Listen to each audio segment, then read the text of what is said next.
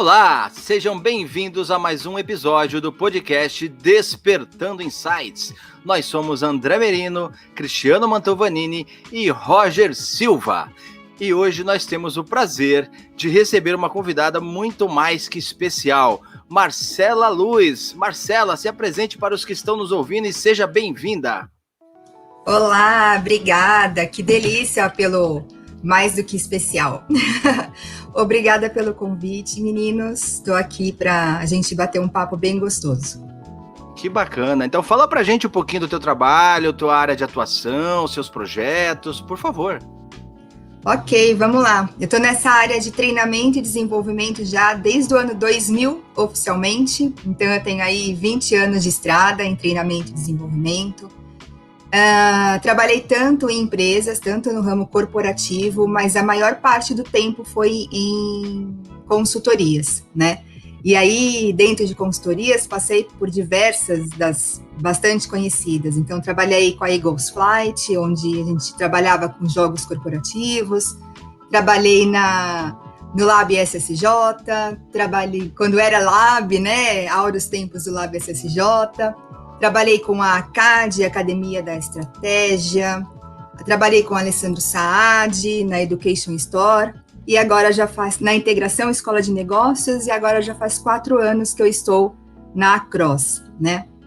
E na Across eu tenho o desafio, eu estou como gerente de soluções, onde eu faço a coordenação de projetos de treinamento, então estagiários, trainees, líderes, treinamentos pontuais e toda a parte de consultoria de RH também.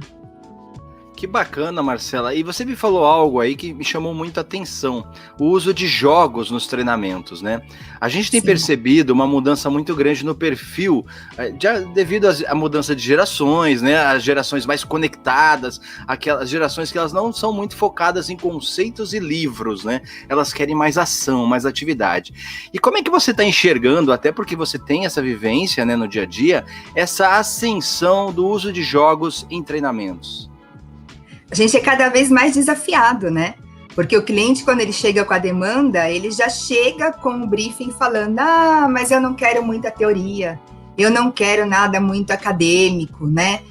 E o meu público não se prende a leituras, a consultor falando, o que eu quero é a atividade. Então, assim, cada vez mais a gente tem que se aprofundar nesse conhecimento do gamification, né? E agora ainda com o desafio do online no último ano da pandemia, tudo a gente tem que dar um toquezinho diferente, né? A minha primeira experiência foi com jogos, né? Então a minha primeira consultoria foi lá a Eagles Flight. Então eu sou muito fã dessa metodologia. Já fiz alguns trabalhos com o Roger, a gente já se divertiu bastante, né, Roger?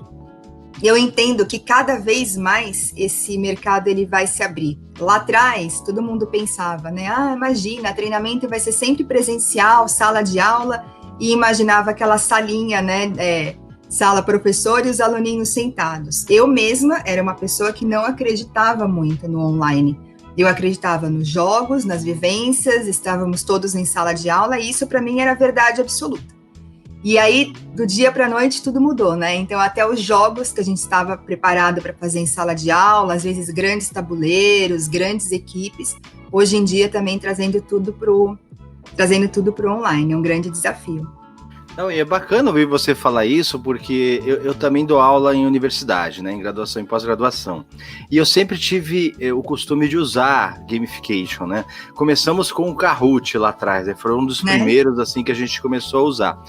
E os alunos, chega um momento que no começo eles estranhavam, achavam que era algo assim para enrolar a aula, para ganhar tempo. E hoje eles pedem, né? E começaram a surgir outras ferramentas mais completas, mais dinâmicas. E eles pedem hoje, não vai ter joguinho hoje, não vai ter uso de jogos, desafios, né? Inclusive, eu tenho usado a última aula dos cursos, a revisão, jogos. Né, colocando o tema, e ao invés de ficar repetindo assuntos, faz jogos onde eles competem em grupos e individualmente, utilizando o tema, acertando o tema e ganhando pontos, enfim. E você tem percebido que realmente as pessoas têm aprendido, têm facilitado com o uso facilitado a aprendizagem com o uso dos olhos. Muito, muito. Facilita a aprendizagem, eles têm principalmente quando a gente pede esses tipos de jogos que você trouxe agora, né, para eles responderem, competirem, eu uso muito para eles ranquearem ideias, e eu entendo que isso facilita a fixação mesmo do conteúdo, isso ajuda bastante. E em todos os termos, né, todos os ramos, porque quando a gente testou a primeira vez ali com o pessoal mais velho, a gente percebeu a princípio um medo, né? Nossa, bem esse sentimento que você trouxe agora, achando que estava matando aula. Então, peguei uma equipe de diretores que, quando eu coloquei lá o Mentimeter, com uma competição que aparece às vezes, né? Um coelhinho, um coqueiro, alguma coisa assim, eu vi muita gente fazendo bico, né? Se afastando pela câmera. E daqui a pouco estava todo mundo no mesmo barco e discutindo, e quando a gente falou sobre a experiência, todo mundo contando como foi, que gostou, inclusive trazendo a opinião de que não estava acreditando que ia dar certo, e que foi muito legal a atividade. Então, de jovens a grandes executivos, é muito bem utilizado, muito bem aceito. Não, e só mais uma colocação, o brainstorming nunca foi tão fácil, né? Porque você tem dentro dessas ferramentas, por exemplo, a nuvem de palavras, que as pessoas vão colocando lá suas opiniões, e aí tem outros tipos, né, de mural. O mural. Então nunca foi tão fácil fazer brainstorming, né? É verdade, e as pessoas participam muito, né? E o que eu percebo é que talvez o online que nós estamos vivendo agora, por as pessoas estarem cada uma na sua casa, cada uma no seu quadradinho, muitas vezes elas têm necessidade maior de se expor, maior de mostrar que está participando, mostrar que estou ali. Tem muita gente que é tímida, que desliga a câmera, que aproveita a oportunidade para dar uma escondidinha, né? Mas, no geral, as pessoas entraram nessa vibe de compartilhar, né? E aproveitam esses momentos para de verdade estarem juntos, o que eu acho sensacional, porque eu achei que ia ser uma grande dificuldade para todo mundo. Marcela, esse é um grande ganho que nós tivemos, principalmente na pandemia, né? De conseguir transformar esses jogos em algo online, para as pessoas fazerem, mesmo à distância, estarem se conectando. Eu fiz uma vez uma dinâmica super legal, que era um jogo de frescobol. Nossa. Então eu juntei numa sala um monte de liderado, cada um de um setor, que eu fazia isso mensalmente na empresa, e aí falei, nós vamos jogar frescobol. Você sabe a diferença entre tênis e frescobol? O pessoal não conhecia, tal. Eu falei, tênis, um tem que ganhar do outro. E frescobol, um tem que ajudar o outro. Porque quanto mais você se ajuda, mais tempo você joga. Então nós vamos ter que bater 5.000 bolinhas em 15 minutos. Tá bom, tá. Dividir em 2 times, o pessoal ia lá, e o pessoal dando sangue para isso. A hora que acabou, tinha trocado, 15.000 bolas. 3 vezes mais, né? Que legal. Aí eu falei, sabe quantas bolas vocês trocaram? Eles falaram, quantas? Eu falei, 15.000. 3 vezes mais do que o necessário. Agora vamos levar isso para a sua vida profissional. Por que muitas vezes vocês param quando terminam o mínimo do que foi pedido? Não vão além. E ali a gente pôde conhecer algumas pessoas que dão além do que se pede. Então a gente via pessoas caindo no chão, se matando ali para conseguir trocar a bola. Você percebe também dentro das organizações, ao utilizar o gamification, uma ligação maior entre líder e liderado no mesmo patamar de hierarquia durante o jogo? Muito, muito. Não só durante o jogo, eu acho que a pandemia ela ajudou muito a achatar essa hierarquia, e eu vejo as equipes trabalhando muito mais unidas e com um objetivo muito mais alinhado do que antes. E aí isso reflete muito no jogo, fica muito fácil de você enxergar. Não tem mais aquilo de vou fazer porque meu chefe está aqui, porque meu líder pediu. Não, faço pela equipe, e no jogo aparece desse jeito também. É uma equipe jogando, né? E é bem isso que nem você falou, me jogar no chão para pegar a bolinha, não importa qual o meu nível hierárquico. Eu lembrei aqui do nada, assim que virou a pandemia, o primeiro jogo do primeiro treinamento, falei, meu Deus, o que eu vou fazer? O treinamento era daqui 3 dias, era presencial, virou lá 13 de março de 2020, a gente ia ter que fazer alguma coisa diferente, e nós criamos um batalha naval para quebrar quebrar o clima ali, né? E foi uma coisa muito, muito caseira, muito tosca, acho que essa é a palavra, porque eu fiz no PowerPoint, de forma que quando você clicava com o mouse, ele era um efeito do PowerPoint, de aparecer e desaparecer. Gente, isso foi tão legal, isso foi tão divertido, porque há quantos anos, tinha gente que há muitos anos nem ouvia falar de batalha naval, gente que nunca brincou de batalha naval, né? E as pessoas ali começaram a montar estratégias, conversarem, que nem por celular entre elas, por chat entre elas, para poder responder e acertar o batalha naval. E aí foi o momento que eu pensei, falei, isso vai dar muito certo, isso vai dar muito certo. E aí acabou sendo um ano incrível, apesar de um monte de dificuldade. 2020 proporcionou muito aprendizado aí em relação a jogos, relação online, em relação a treinamento, muitos profissionais se destacando, as pessoas se reinventando, de verdade, foi muito bom. É muito legal, né? É legal você ver as pessoas se unindo em busca de um mesmo objetivo, mesmo que esse objetivo seja fictício. Você já viu algum case em que as empresas implantassem o gamification como rotina, como processo? Por exemplo, elas dão metas todo mês de vendas. Se você não atingir por 3 meses consecutivos, você é demitido da empresa tal. Mas a partir do momento que você transforma isso num jogo, o engajamento se torna muito maior. Você já viu isso acontecer em algum lugar? Eu não vi para uma competição dessa forma como você trouxe, eu ainda não trabalhei dessa forma, mas eu passei agora, recentemente, por uma experiência na Cross mesmo, onde nós fizemos uma pesquisa de clima. E essa pesquisa de clima, ela foi feita totalmente numa plataforma gamificada. Então, vinham perguntas aleatórias, provavelmente as perguntas que eu respondi não foi a mesma pergunta que a minha par respondeu. E aí você tinha uma régua, e conforme você vai dando essa nota, né, a carinha do personagem que eles colocaram lá, acho que era uma nuvenzinha, não lembro, ela ia mudando, e a cor do cenário também vai mudando. Então, se a pessoa está muito feliz ou se a pessoa está muito brava, se a pessoa está muito engajada ou se a pessoa não está. E pelo que a gente entendeu, a quantidade de respostas que a gente teve, a quantidade de engajamento que a gente teve foi muito, muito grande, muito maior do que esperado. Tanto que nós poderíamos, como as perguntas vão mudando, né, o que foi passado como regra pessoal, entra pelo menos 5 vezes na pesquisa para vocês poderem responder 5 grades ali de perguntas aleatórias, né? E o negócio era tão legal que eu nem sei te dizer quantas vezes eu entrei, com certeza entrei mais de 10, porque ia mudando, e eu fazia teste, eu nem tava brava, mas eu punha pro lado de bravo, para ver como é que era.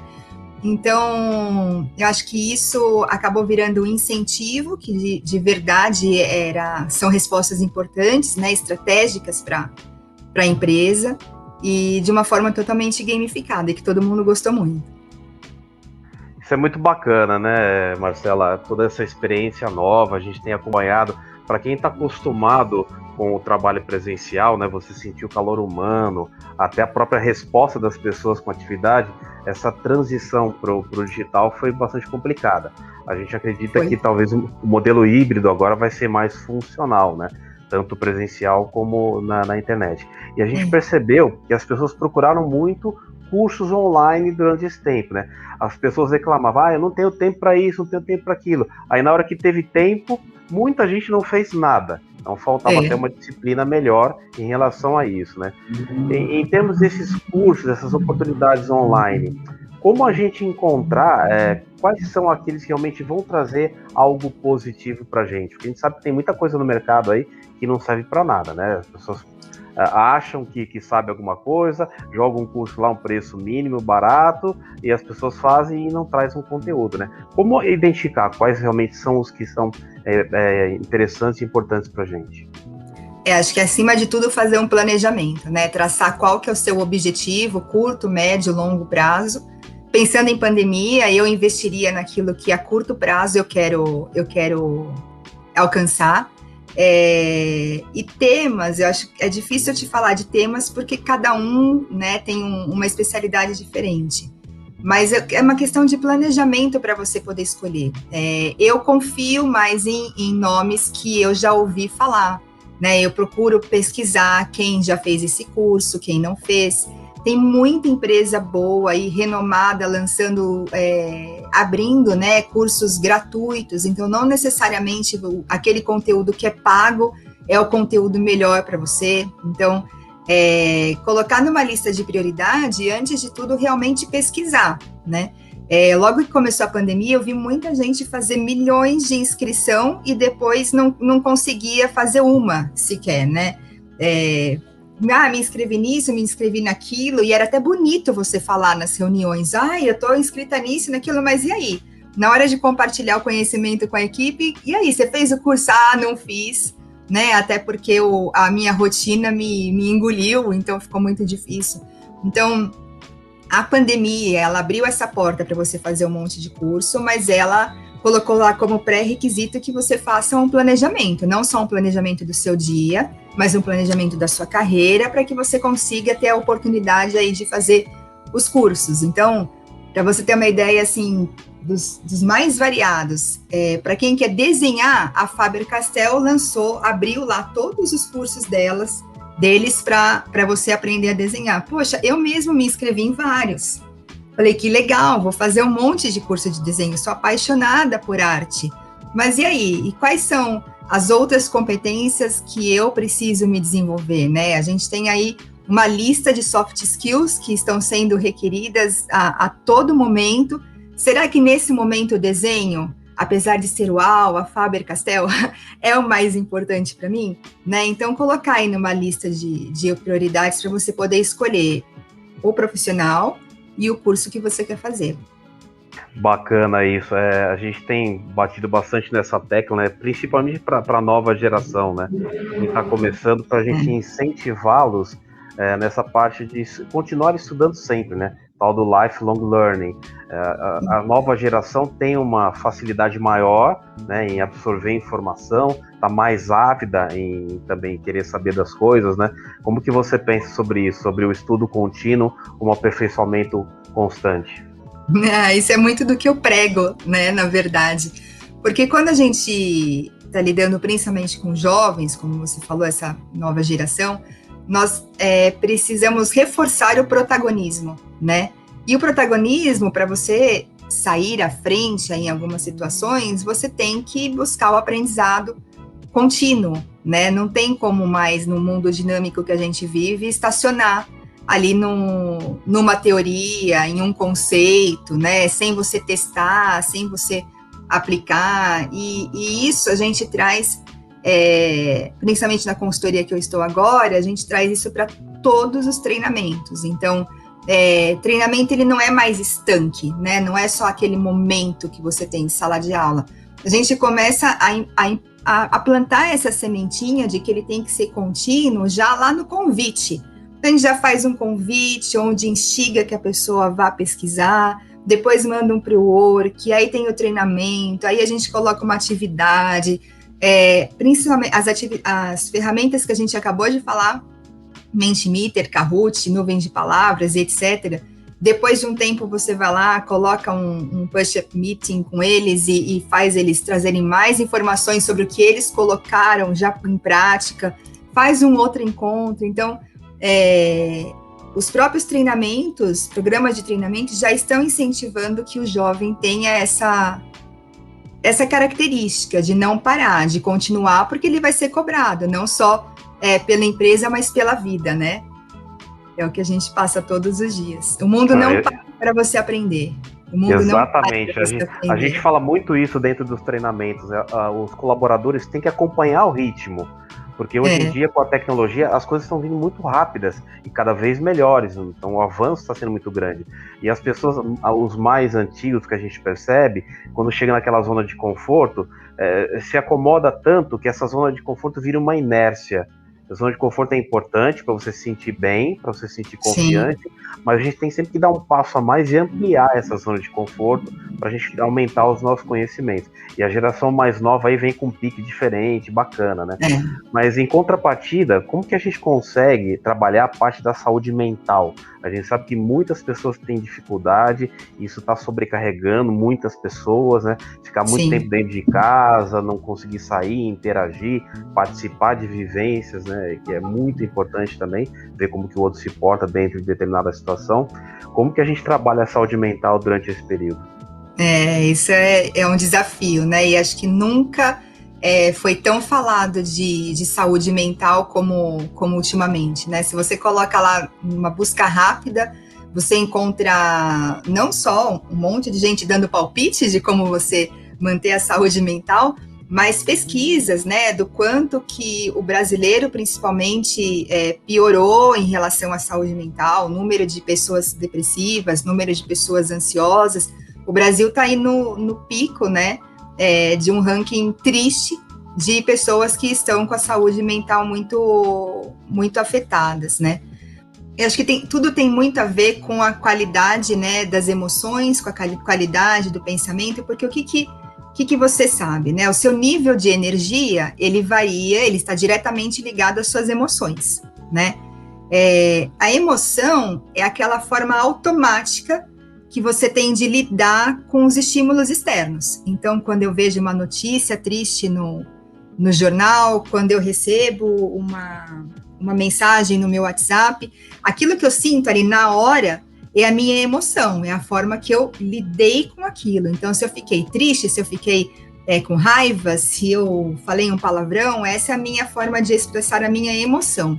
O sentimento é aquilo que depois que você já raciocinou sobre aquela emoção instantânea que você teve, é que você vai sentir, né? E aí, o ser humano, ele tem aí, quem lembrar do filminho Divertidamente, vai lembrar que a gente tem algumas emoções básicas, né? Que é a alegria, o medo, o nojo, a tristeza e a raiva.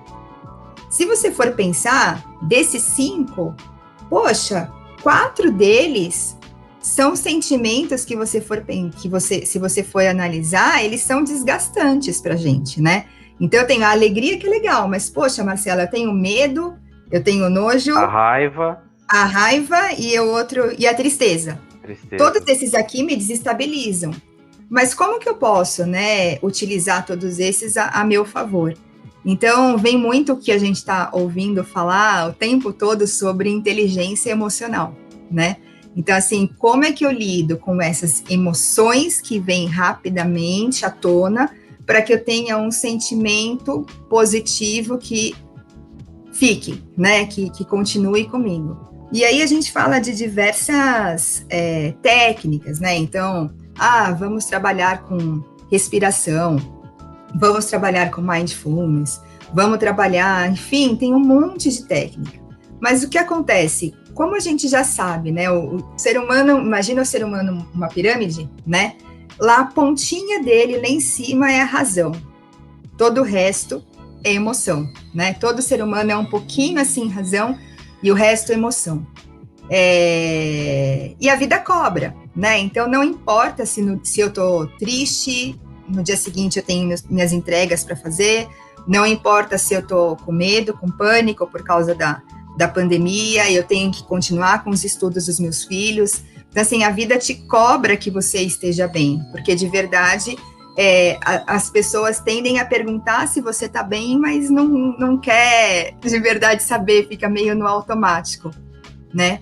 Então, a partir do momento que você já sabe que a maioria das suas emoções ali, elas estão muitas vezes para te desestabilizar, se você não conseguir utilizá-las de forma moderada, o que você tem que fazer é alimentar o seu pensamento positivo, com coisas positivas, atitudes positivas que te geram esse pensamento. Então, o que é legal? Eu gosto de ficar com o meu pet me traz essa sensação, eu vou ficar com o meu pet.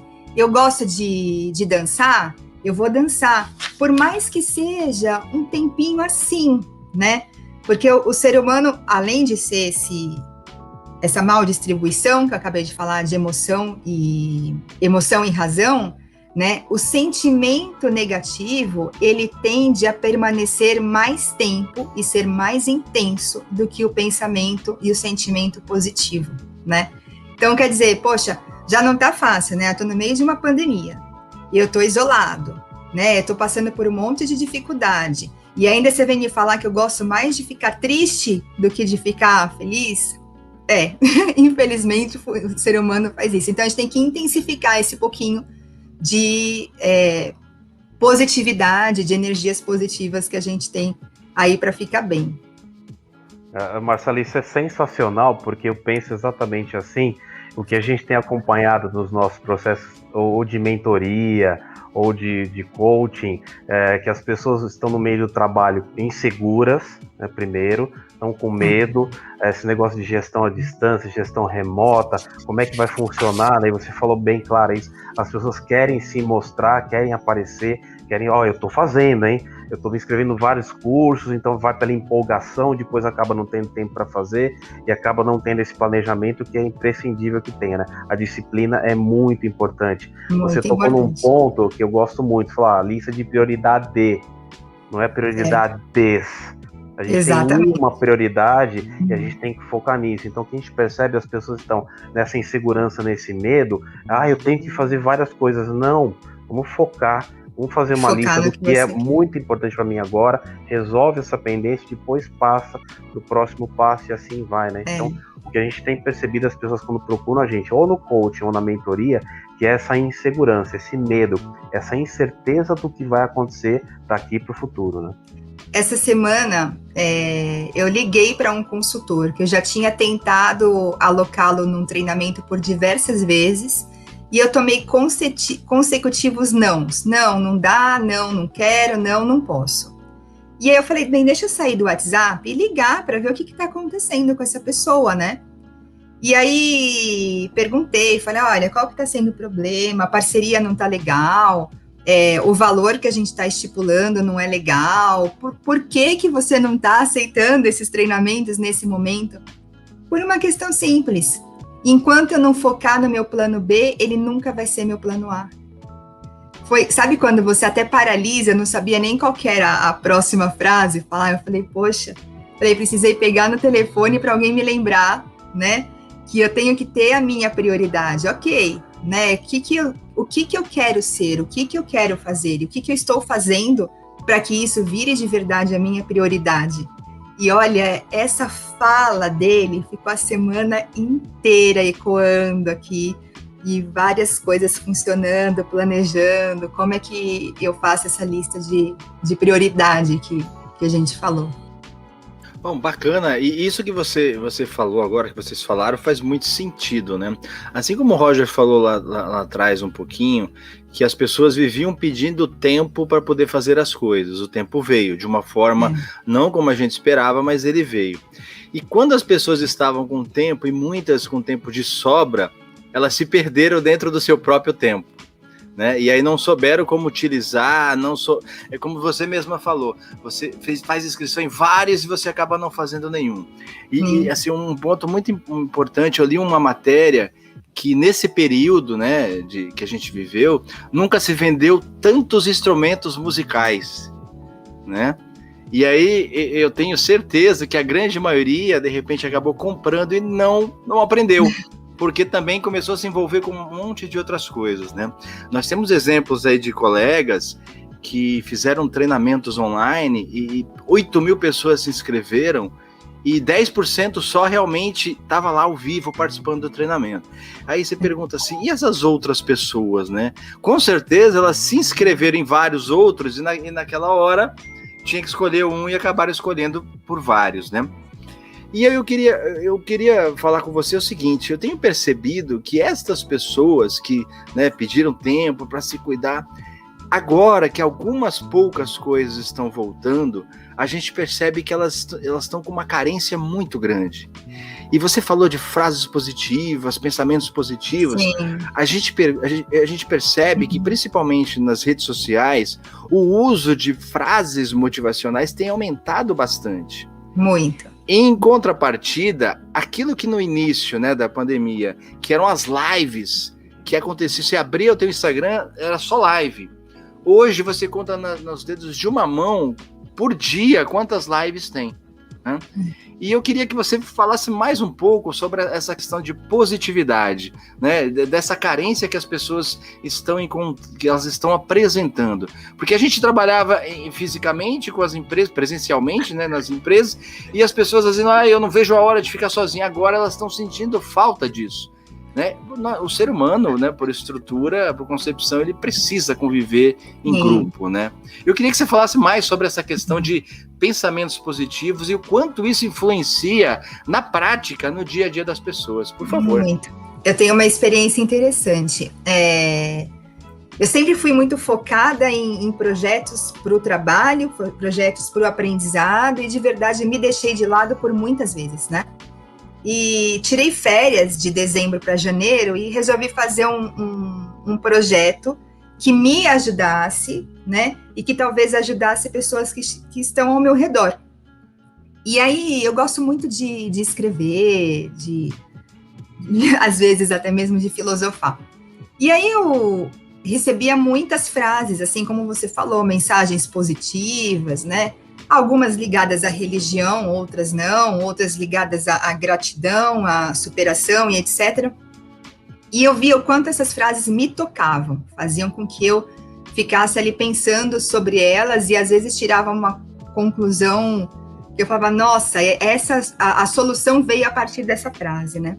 E eu resolvi criar uma página no Instagram, que eu dei o nome de Gotinhas de Luz e Amor, brincando aí com o meu nome Luz, aí eu coloquei Gotinhas de Luz e Amor, onde eu arrisquei colocar lá, coloquei uma frase e escrevi um texto, a minha interpretação sobre essa frase. Foi até uma frase de um filme que eu tinha assistido, que eu coloquei, citei que era do filme, discorri sobre a frase, e divulguei o que ali para pai, mãe, irmã, namorado, né? Um pouquinho de pessoas.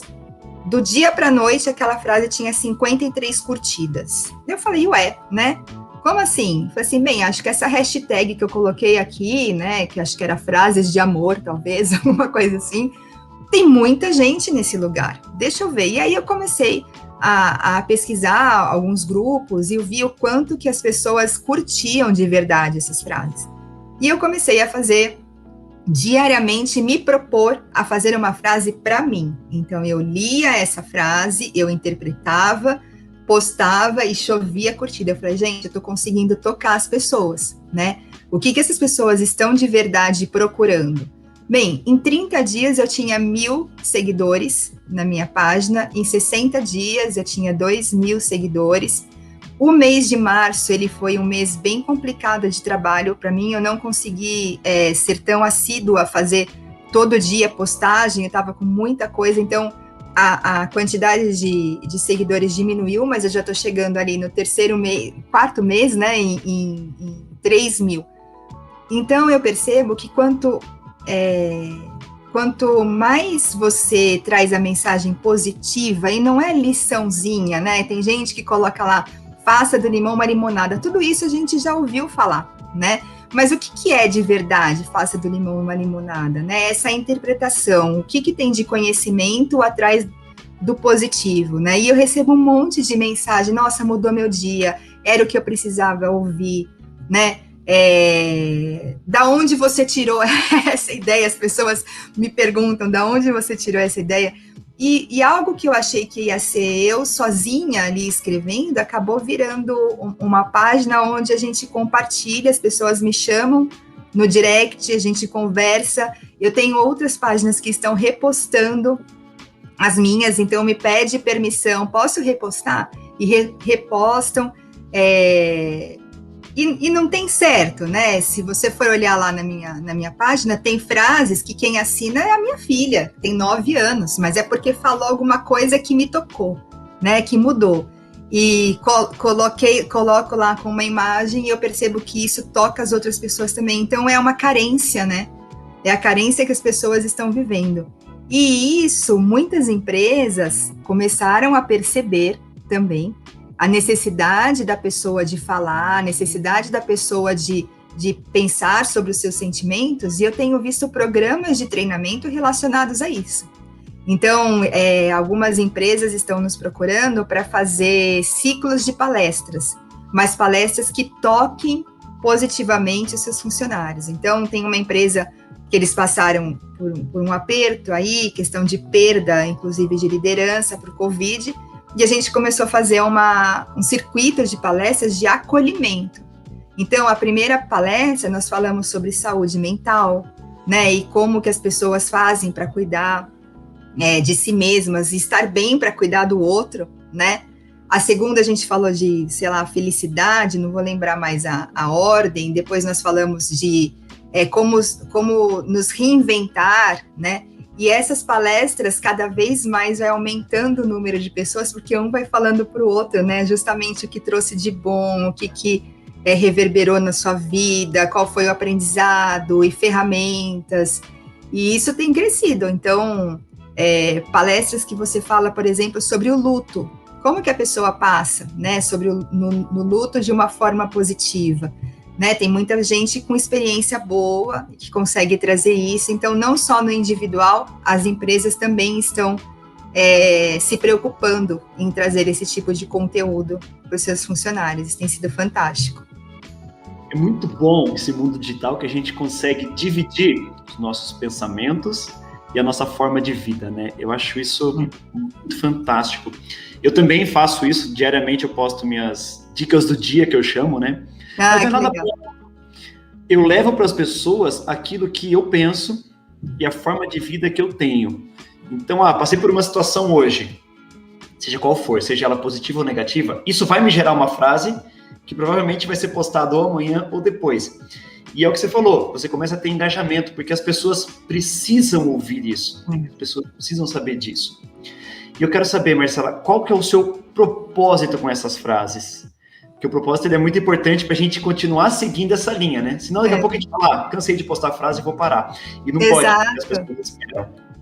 As pessoas esperam, já aconteceu de quando eu não posto 1-2 dias, que foi esse mês que eu estava com muito trabalho, perguntando, tá tudo bem com você? Né? Então, assim, são pessoas que não conheço, que nunca viram a minha foto, a minha imagem não é divulgada, mas as pessoas começam a se preocupar. Muita gente me perguntou quando eu fiz lá o meu videozinho de os primeiros 1.000, os primeiros 2.000, muita gente me perguntando como é que eu ia monetizar isso, quando é que eu ia começar a ganhar com isso, qual que era a minha intenção com isso. Você para e fala assim, como assim? Se você está me perguntando isso é porque você não entendeu, né? Porque o meu propósito com isso é justamente levar essa gotinha de luz e amor para quem está precisando, né? Então, você percebe que tem frases que têm muito mais curtidas do que outras. Então, assim, o que essas pessoas que curtiram estavam precisando ouvir naquele dia? Como que eu consigo tocá-las, né? Então, o meu propósito com isso foi, com uma frase, mudar o dia de alguém, mudar, quando a gente estava falando lá de sentimento e emoções, né? O pensamento positivo, ele interfere diretamente na sua emoção. Você pode estar mal emocionalmente, ter um estímulo externo que te melhora, né? Que faz com que você fique bem emocionalmente. Como você pode estar muito bem, um estímulo de repente te derrubar. Então, essa é a ideia. O meu propósito é fazer com que quem estiver precisando daquela palavra, quem estiver precisando ouvir uma ideia diferente, se valorizar, superar, ter garra, que eu consiga atingir essa pessoa. E isso gera o meu engajamento justamente porque hoje de manhã eu já comecei a pensar em qual vai ser a frase que eu vou postar hoje à meia-noite, porque é mais ou menos o horário que eu posto. Eu tenho muita gente que, quando eu acordo pela manhã, às vezes eu tenho 100 curtidas. Você fala, as pessoas não dormiram? Né? Eu já cheguei a postar coisa 1h da manhã e acordar com 140 curtidas. Eu falo, meu Deus. Então, assim, as pessoas estão à noite, sem sono, preocupadas, passando por diversas coisas, e ali encontra alguma palavra, alguma frase, e isso me estimula. Então, eu já passo o dia pensando, e aí eu falo, vou postar, eu brinquei, né, do limão à limonada, E aí eu já começo a imaginar uma super imagem que tenha um impacto, né, bacana, e isso aumenta demais. Uma frase que bombou, agora eu não vou conseguir lembrar ao pé da letra como eu coloquei, mas eu coloquei algo assim, não existe noite que impeça o sol de nascer. E aí eu fiz um texto sobre que nada é para sempre, né? Que tudo passa e que o problema que a pessoa vai estar passando vai passar, e que o meu também vai passar, né? E essa frase foi histórica lá na página. Eu adorei essa frase. Tem um amigo nosso, Fernando Moura, que ele tem uma palestra que chama Luz e Sombra, a Magia da Vida. Olha. E ele diz que a vida é cíclica. Então, o momento você está... Numa hora da sua vida, você está no momento de luz. Depois, você vai para o momento de escuridão. Mas, você vai voltar para o momento de luz. É fantástico esse conceito. E as pessoas falam muito de porquê, né? Como a gente falou agora de propósito. Comece pelo porquê, o porquê é fundamental, o porquê é importante. Mas elas se esquecem do o quê. O que eu vou fazer? Exato. O porquê, às vezes, acaba sendo meio que consequência, eu vejo. Eu tenho uma meta, que é transformar o dia das pessoas. Por que eu faço isso? Então a gente tem que começar a perguntar o porquê depois do o quê. Eu queria saber de você, como que a gente faz para descobrir o quê antes do porquê? Nossa, essa é difícil. É bem difícil. O que tem que ser aquilo que te toca muito, né? Aquilo que você acredita, né? Eu lembro que eu comecei a pensar no meu o que fazer quando eu entrei no elevador e eu encontrei um papel sulfite e uma pessoa foi lá e colocou: aos velhinhos desse prédio, não deixa que eu faça a sua compra, alguma coisa desse tipo, né? E eu olhei aquilo e qual que era o apartamento da pessoa, né? E eu olhei aquilo e falei, gente, que fantástico, como que eu não tive essa ideia de ajudar o meu vizinho com a compra, sabe? Isso ia me fazer muito bem, eu pensei. Mas confesso que eu não me senti à vontade, eu fiquei com medo também de me expor, né? E aí, passou a semana, um monte de gente acrescentou lá o número do apartamento, que pudessem contar com eles também. Eu ainda assim tive medo, eu não coloquei o meu apartamento. Então, aquele não era, apesar de eu achar muito legal, aquele não era o meu o quê, né? O o quê tem que ser alguma coisa que te brilhe os olhos, alguma coisa que te deixe confortável. Você quer ajudar alguém? Você tem que ajudar alguém dentro daquilo que você sente. Você não pode se esforçar para aquilo, porque senão não é genuíno, né? Então, o seu o quê tem que ser muito genuíno, tem que estar de acordo com a sua prioridade, que nem a gente falou. Ele tem que ir ao encontro dos seus valores. E você tem que acreditar no seu quê. Eu confesso que quando eu comecei a escrever para o Gotinhas, eu imaginei que eu ia ter as pessoas que estavam no meu Instagram pessoal, no meu Instagram do Gotinhas, né? Aí eu fiz uma ação no WhatsApp, criei uma lista, passei para as pessoas que estavam no meu WhatsApp, acho que eu passei para 800 contatos. Eu aumentei 70 pessoas. Apesar das pessoas escreverem para mim, estou te seguindo, eu olhava lá no Instagram, elas não estavam. Aí eu falava, ué, né? Então, assim, aí não é esse caminho, porque o meu quê, o meu como não ia ao encontro, né, das pessoas que eu estava convidando. Então, eu comecei a minha página achando que eu ia atingir um pouquinho, assim, de pessoas, só aquelas que eram mais amigas, aquelas que estavam mais próximas. Quando eu cheguei lá nos 1000, eu vi que eu tinha só 70 pessoas que eram do meu Instagram pessoal. E o resto eram pessoas que eu não conhecia, né? E aí é que eu fui me apaixonando pelo meu o quê? Porque eu estava tocando alguém que eu nem conhecia, estava trazendo uma reflexão para quem eu nem conhecia. Às vezes a pessoa começa a me seguir e curte as 70 primeiros posts. Então, assim, a pessoa está ali procurando aquilo que ela precisa ler, né? Então, a escolha do seu o quê tem que ser isso, como eu disse, né? Fazer a compra no mercado, ele estava me violando, eu tinha medo de ir até o mercado. E escrever uma palavra é aquilo que me confortava. Então, a escolha do o quê tem que ter esse balanço. Tem que ser autêntico. Tem que ser ótimo, adorei. Autêntico. Não copie. Pega os insights que o mundo te manda, mas seja autêntico com a sua escolha. Exatamente, perfeito. Isso é muito bacana. Eu uma época comentei que as pessoas postavam coisas no Facebook como forma de terapia. Eu quero desabafar, eu quero mostrar para o mundo, eu colocava lá. O que a gente percebe no Instagram de hoje é essas respostas, né, das pessoas que desabafavam, colocavam os ruídos, né, o que estava incomodando para fora, e no Instagram eles estão encontrando as respostas. Eles estão buscando pessoas que estão colocando as palavras de incentivo. Eu gosto de fazer muito isso também, usar as frases e colocar ali no discorrer do texto algo que realmente vá acrescentar para as pessoas, algo de positivo para que elas realmente tenham um dia melhor, né, o pensamento positivo, com mais luz, com mais positividade mesmo, né, que as pessoas acreditem que elas têm condições de seguir em frente. E aí, entrando na parte da gestão, né, a gente sabe que todos os colaboradores, todo mundo está buscando informação. Você acredita que o gestor, o líder, ele tem buscado fazer esse desenvolvimento para cuidar da gestão remota? Quando tudo isso começou, as pessoas acreditavam que gestão à distância ela dependia da tecnologia, ferramenta, sistema, velocidade de conexão, né? E o tempo foi passando e os líderes começaram a tomar consciência de que eles precisam ter clareza, né, da definição do papel deles, da definição do papel de cada um e qual a possibilidade de entrega, né, de cada um nesse sistema novo que estamos nos encontrando. E eu cheguei a escrever um artigo onde eu falo que a gestão à distância ela depende de 3 engrenagens, que é a comunicação, a motivação e a confiança, né?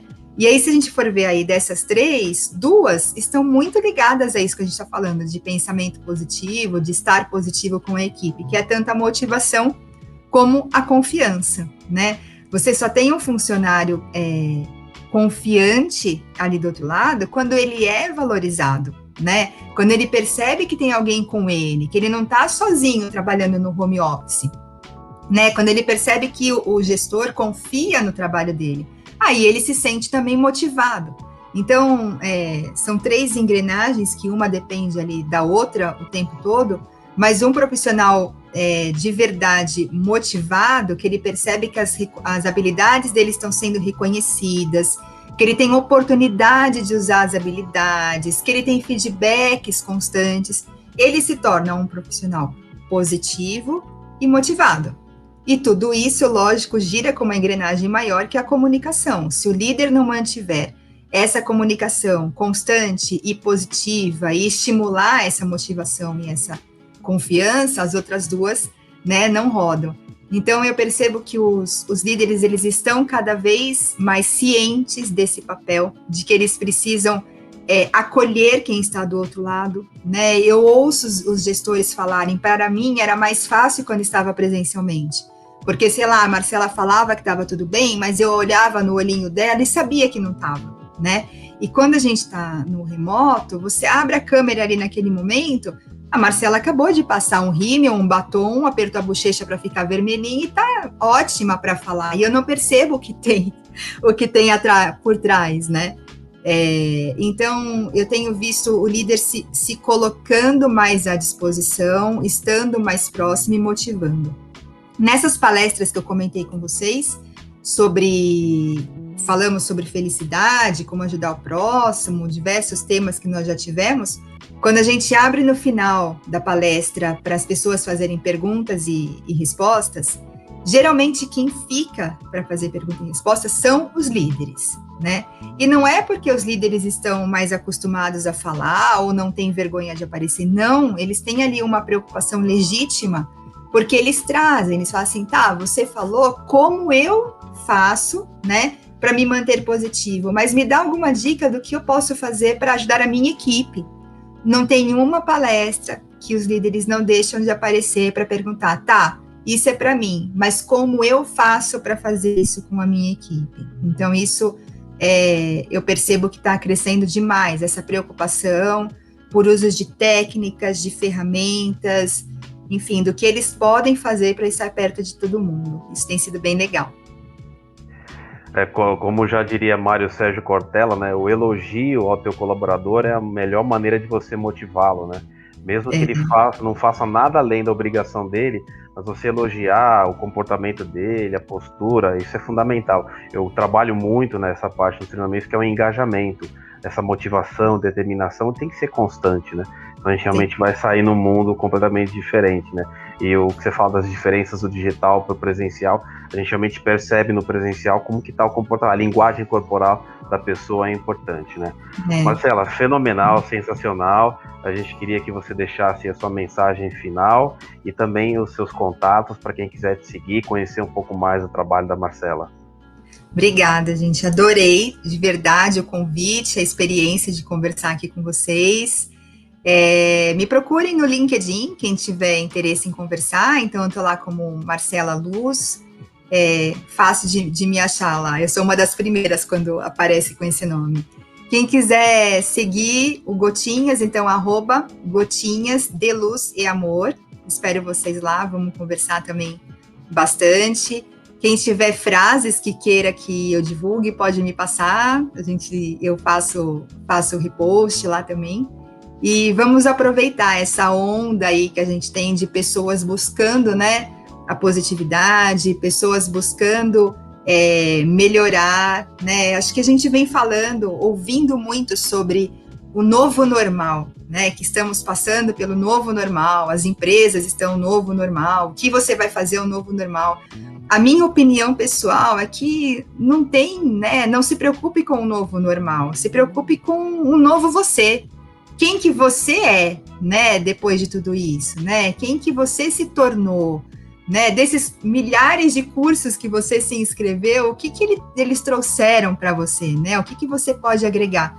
Então, pensar nesse novo você, nesse novo eu, né? Na verdade, do que se preocupar tanto com o novo normal e tudo isso que está sendo imposto para a gente nesse momento.